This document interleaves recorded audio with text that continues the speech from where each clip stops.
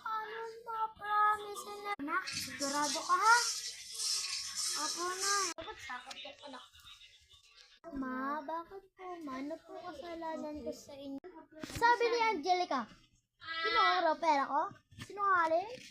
Ma'am, nagsisinungaling po si Ate Angelica. Hindi po ako nung nakarecord po, ma.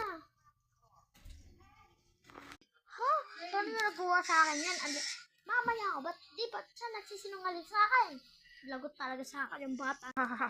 Si mama papalabas na ng kwarto. Magatanit.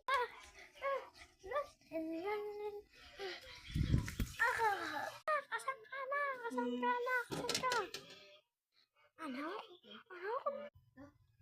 Ano? Tatawag lang ako saglit ng doktor. Wait lang anak. Mami, pakibilisan mami. Wala kang sumasya sa akin. Inadala niya pala ako. Wait lang. Kaya ko to, kaya ko. Tawag po.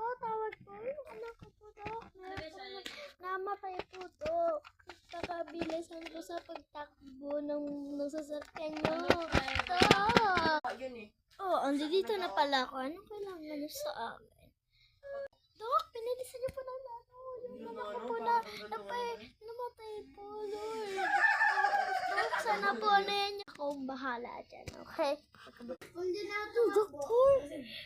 Mama, I'm alive na, Mama, I'm alive. Dok, Jimmy lang, Dok. Sorry po, Dok.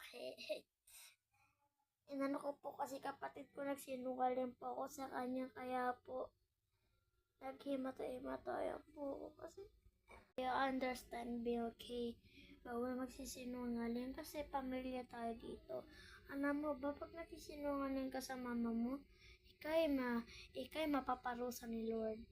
Mahal na mahal ka. Ikaw di mo siya ni mama. Salamat. Panonood guys. See you next day.